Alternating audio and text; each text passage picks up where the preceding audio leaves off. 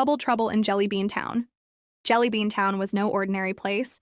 It was full of candy-colored houses, marshmallow trees, and soda rivers. There lived Detective Pineapple, Captain Gumball, and Muffin the Meerkat. They kept the town safe from goofy troublemakers, like the Sour Lemon Twins and the Cranky Cracker. One sunny morning, the sky above Jellybean Town turned bubbly. Gigantic soap bubbles floated down from the clouds, shiny, rainbow-colored, and growing larger by the second. Detective Pineapple, wearing his trench coat and magnifying glass, was the first to notice. He said, poking a bubble with his magnifier. Pop! It exploded into glitter. These aren't ordinary bubbles. They're magical and ticklish. Captain Gumball flew in, bouncing on his gum-powered jetpack. Look out! He shouted. One of those bubbles just swallowed Granny Lollipop. Sure enough, in the distance, a giant bubble floated away with Granny Lollipop trapped inside, knitting calmly as if nothing was wrong. Suddenly, boom! Pop! Whoosh! More bubbles burst from the Jellybean volcano, which was usually filled with jelly, but was now burping out. Bubbles like a hiccuping dragon. Muffin the Meerkat adjusted his goggles and said, "The volcano's enchanted!" Someone must have poured bubble potion inside. Detective Pineapple sniffed the air. It smells like bubblegum, banana peel, and bad intentions. That can only mean one thing. Professor Fizz? They all shouted.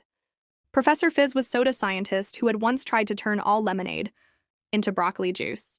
He was always experimenting with fizzy potions and pranks. The team jumped into their jelly jeep and zoomed up the hill toward the volcano. When they reached the top, Professor Fizz was dancing around the bubbling crater, wearing a giant soap hat, blowing a giant trumpet made of licorice. "Behold," he shouted, "my Bubble-nator 9000. We'll turn the whole town into a floating fun park." "But people are stuck inside your bubbles," Captain Gumball shouted. "You have to stop." "Nonsense," laughed Professor Fizz. "They'll love flying in the sky forever." Detective Pineapple had an idea. "Muffin, how fast can you mix your anti-bubble muffin mix?" 3 minutes if I borrow your shoelaces and a jelly bean." As Professor Fizz launched more bubbles, Muffin stirred up a stormy batter. With a splatter, he launched the muffin mix into the volcano.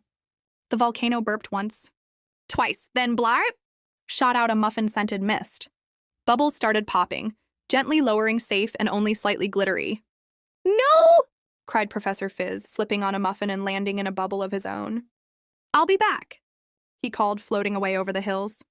Back in town, Granny Lollipop handed Detective Pineapple a sweater she had knitted while trapped in her bubble. It had the words "Bubble Buster Hero" on it.